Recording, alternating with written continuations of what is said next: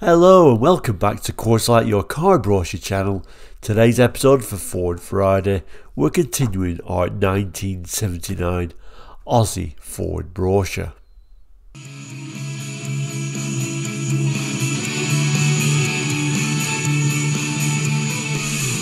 Hello and welcome back. Now if you're new to Course Like, we're a car brochure channel here on YouTube, looking at car brochures from around the world for the 60s, 70s, 80s and 90s and sometimes beyond that as well. So if you're interested in cars, car brochures, looking back on cars gone by, Course Like's really all about the memories.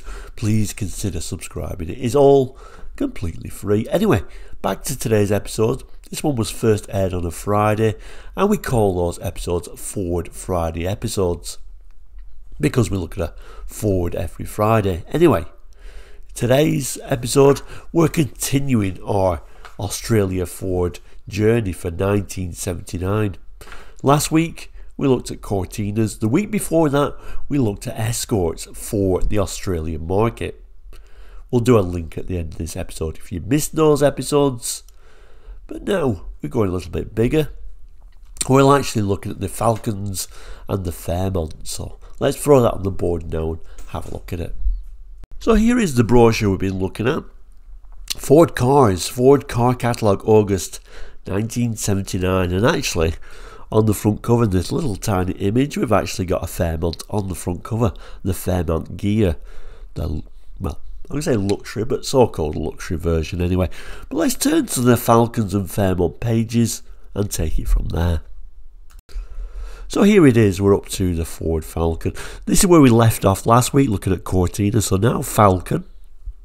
I know European eyes will certainly be thinking Mark II Ford Granada, and it certainly looks that way, doesn't it? And certainly a vehicle that was really strongly influenced by the European Ford Granada. But correct me if I'm wrong, I believe all of the headlights actually are shared with the European Granada. Certainly the same look. You could argue the radiator or the grille is the same as well, but the Falcon is a bit wider, so really only an influence from the Granada. The Granada came first, of course, and the Mark II Granada, but certainly very much heavily influenced with that and probably stole the headlights, and that's pretty much it, weirdly. But from a distance, I know from your European point of view, you think, oh, there's a Granada there. Although it would have to be some distance because it is a much bigger car. But it starts with some text at the top here. A world-class family car. So let's have a little bit of a glimpse of that. So at the top here it says, Ford Falcon is an excitingly different Australian family car. Now these Falcons came out in 79. This is a 79 brochure. So we're looking at what probably was, new to Australian eyes too at this time. Kind of like the fourth generation, or often known as the Falcon XD. It goes on to tell us shorter and sleeker on the outside, yet designed for efficient use of space. So there's actually more passenger room inside the car. So saying a smaller car than the previous version, but the same amount of room inside. A lot of manufacturers at this time were going for smaller cars because fuel economy was becoming more and more of a thing. Rather cleverly with the Falcon, really, they kind of like made it a little bit smaller, as much room on the inside, used like more weight-saving materials, and actually was, I think it was lighter than the previous model actually, and got around it that way. So they weren't like making it so small it was a big shock, which maybe a lot of manufacturers may have gone that way, gone much smaller. It tells us that inside and out you'll find Falcon is vastly improved. Better design, easier to maintain and less expensive to run. Whether you're driving across town or across Australia, Ford Falcon is designed to take you in style and comfort. And it goes on and on in a similar sort of vein, telling you it's a lighter vehicle, better manoeuvrability, etc. And then of course, if I just move the camera down, there is our first shot of the Falcon. We're also going to be looking at Fairmont as well. Fairmonts were just like a upmarket version of the Falcon. Anyway, let's move to the first page. And actually, before we actually get to the section for the first model Falcon. It's got like almost like a little bit of an introduction, as they often do with a new model. I'm not going to spend too much time on this page because we've got a lot to get through, but I think it's worth having a look at some of these top images. Now let's look at how these were badged. So the Fairmont gear was your top model, of course, your Fairmont, and then it's showing a Falcon GL below that. And then little images to one side. I'm not going to talk through all these, but it's, it gives you some little details really of some of the little touches within the actual car itself. But like I say, we've got a lot to get through, so let's move on. So first model up isn't the L that you would really expect. It looks like it jumped straight to a Ford Falcon GL at this time. We'll pick some key points out for this GL and we'll come back to some of these images. So it tells us for the GL Falcon we get such standard equipment highlights as a 3.3 litre cross-floor 6-cylinder engine, 3-speed manual column shift transmission. Unusual, it's a 3-speed, isn't it? Power assisted front disc brakes, steel belted radial ply tyres, styled steel wheels, rectangular quartz halogen headlights, gas strut for easy lift engine hood, body side protection moulding, soft feel 4-spoke steering wheel, reclining front bucket seats, front folding centre armrest, needle punch carpet on passenger compartment floor, rubber mat on luggage compartment floor, and an AM push button radio with lockdown aerial. The equipment continues with a power assisted ventilation, 3-speed heater demister, interior courtesy light operated by front doors, electric rear window demister, steering column control stalks for turn lane change signals, high-low beam, headlight flasher and horn, 2-speed windscreen wipers and windscreen washer, prismatic day-night interior rear view mirror, right hand side remote control exterior rear view mirror, a dash mounted handbrake with trigger release, lockable front passenger side glove box and dash integrated parcel tray, lights on warning lamp, hazard flashers, rear door locks with child-proof setting. So when we move the camera down we can have our first glimpse of the dash, and I'm not really recognising much there from a Granada, to be honest with you. That's certainly that very unusual centre aerial there where the radio is, looks a little bit unusual for sure. On our UK or European Granadas, the dash looked very different. We went more for this sort of like more European look for the time really, and a little bit of very fake wood in there as well. We get these quite attractive seats though, with these sort of A-shape style head restraints, and rather nice to see that sort of what looks like a fold down armrest. That certainly looks a comfortable place to be fair. And then the main image of the Falcon there. I'm not sure what's happening round here, to be fair. I don't know if that's reflections or generally damage on this brand new car, I'm not entirely sure. But you can certainly make out those Granada front headlights on there, and a very similar looking grille on there as well, and a very similar indicators. Like I said, I'm not sure if the indicators were the same. Not sure if they were interchangeable with a European Granada or not. But like I said, overall, it was a much larger car with a different sort of rear lights at the back there as well. Rather unusual looking steel wheels too. Lots of tyre on there, but I quite like that look in many ways. Anyway, let's move up the range. As we turn the page, rather surprisingly, it's telling us that's the only model for the Falcon, just the GL. I guess this is the first year for them, so I presume they got a more comprehensive range later on, but let me know in the comments what happened to these later. So we're moving to the Fairmont, which is generally just a Falcon that's a little bit more upmarket, is what I feel anyway. Let's have a look at some of the specifications we can get on these, and then we'll come back to the images. Okay, so it tells us the equipment levels and basically says it's got these different or upgraded from the Falcon GL. So straight away we've got a bigger engine, 4.1 litre cross-flow 6, with a 3-speed T-Bar auto as the standard equipment. Tells about the steel belt radial ply tyres, and then the corduroy crushed Beaumont cloth seat facings. Sounds very fancy. Intermittent windscreen wipers, front centre console with armrest and storage bin, cut pile carpet on passenger compartment floor, rear outboard inertia reel seat belts, tinted band laminated windscreen, tinted side and rear glass, dual tone horn, and with these additional features which are not standard equipment on the Falcon GL.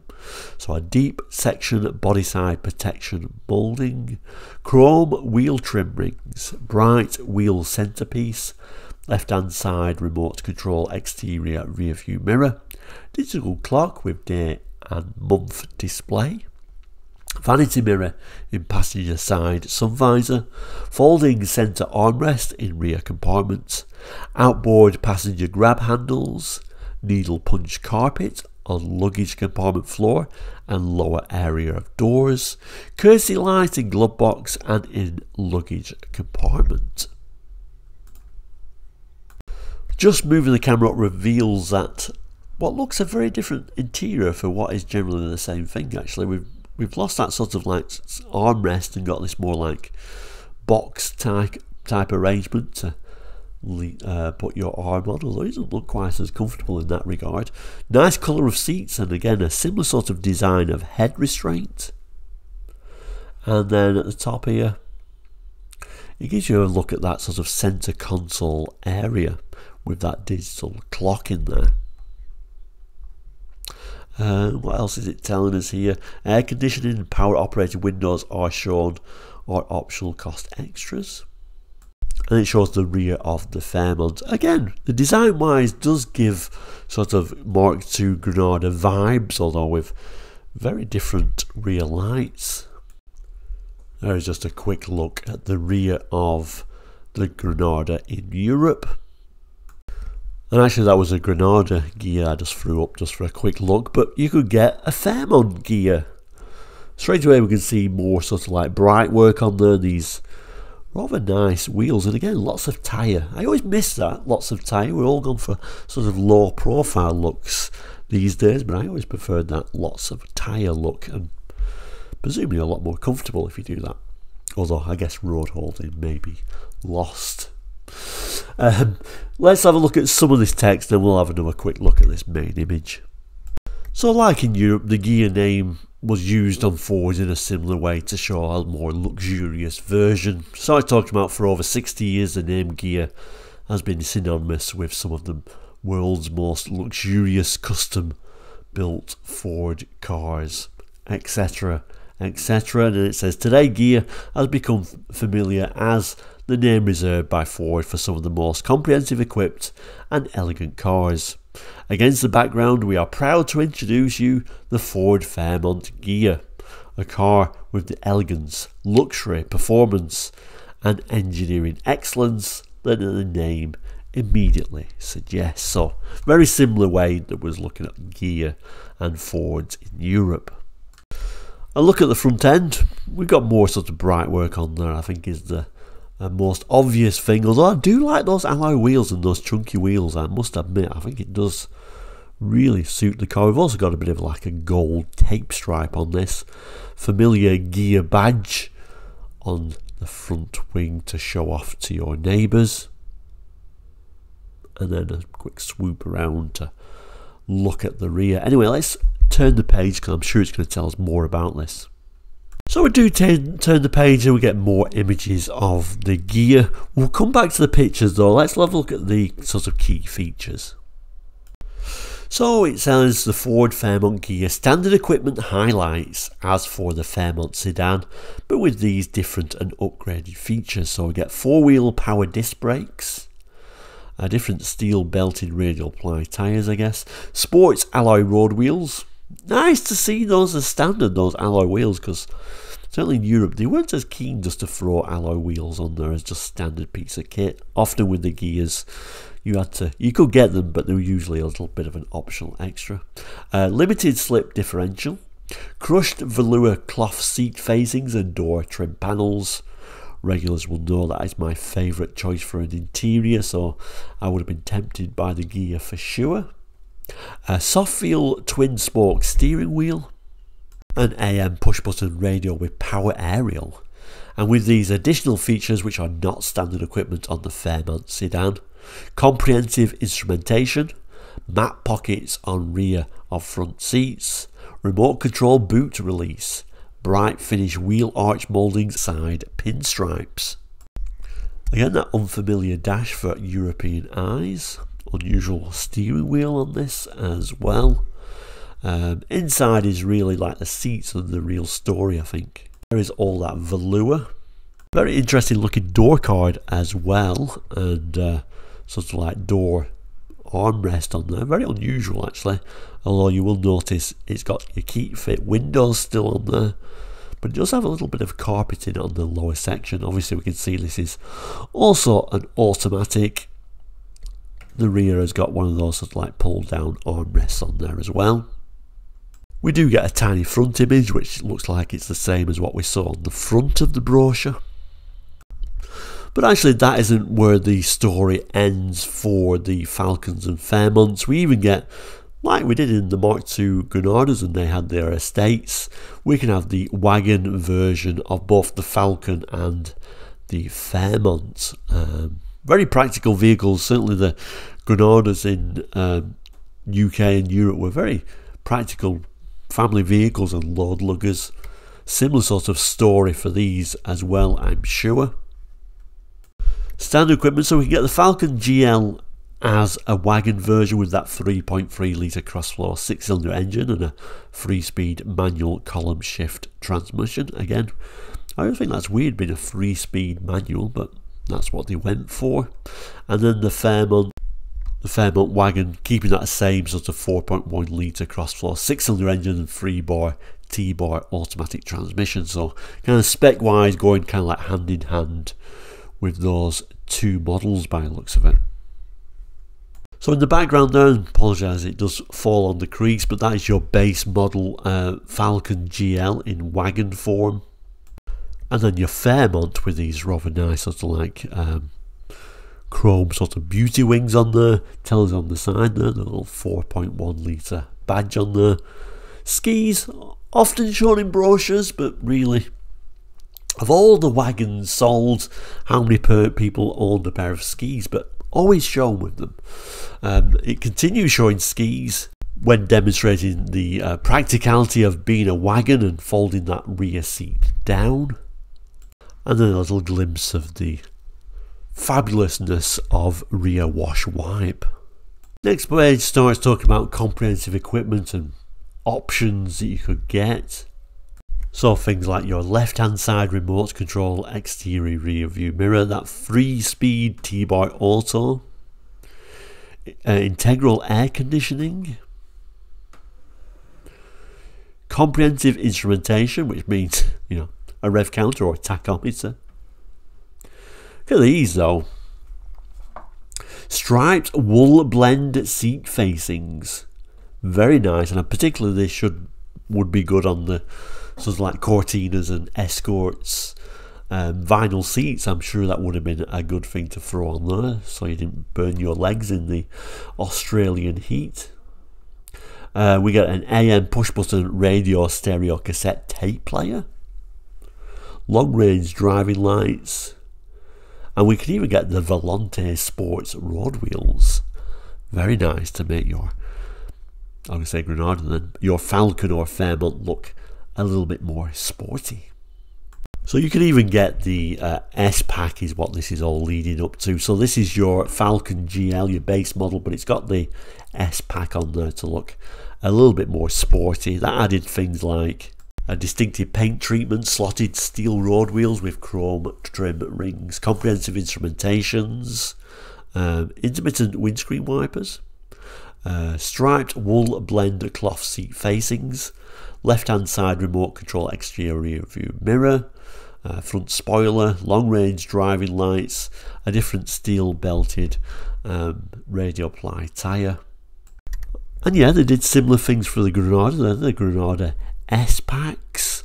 They came with things like, and basically what it's saying is that all Granada models with the 2.8 litre V6 fuel injected engines, so the GL Gear, GL Estate and Gear Estate, are now fitted with the following equipment as standard. So the S-Pack, so alloy road wheels,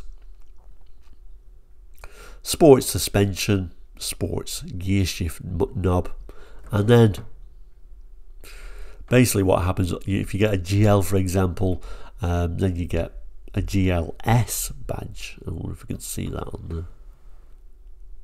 There you go. So that's how they will be in Europe if you got the Granada with an S-Pack, making it a 2.8 injection GLS. So as we're here, we might as well show the European Granada range actually. And now I've got the brochure up here. So it starts with the L rather than the GL. They came with a 2 litre or a 2.3 V6. Next model up would be the GL with a 2.3 litre V6, 2.8 litre V6 or a 2.8 litre V6 with fuel injection. The Gear, they came with a 2.8 litre V6 or a 2.8 litre V6 with fuel injection at this time. And then of course you could have your estates or wagons as an L, a GL or a Gear. And like we saw, we could have those S-Packs as well to make them a little bit more sporty. We could have your diesel if fuel economy was your thing. And you could even have a taxi pack, you know, all you needed to start your own business with a Granada diesel taxi. So this is all January 1980, which was kind of the UK brochure, which was the closest to the date of the Aussie brochure.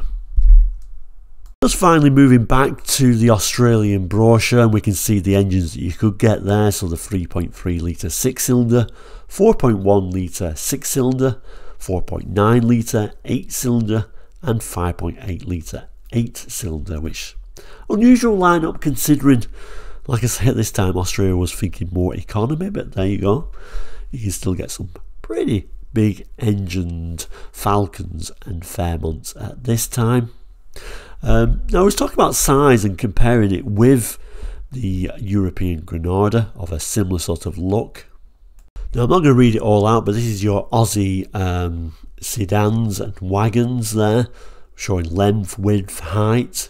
I can tell you the length of these Falcons were longer, the width was wider, the height actually was a little bit shorter actually.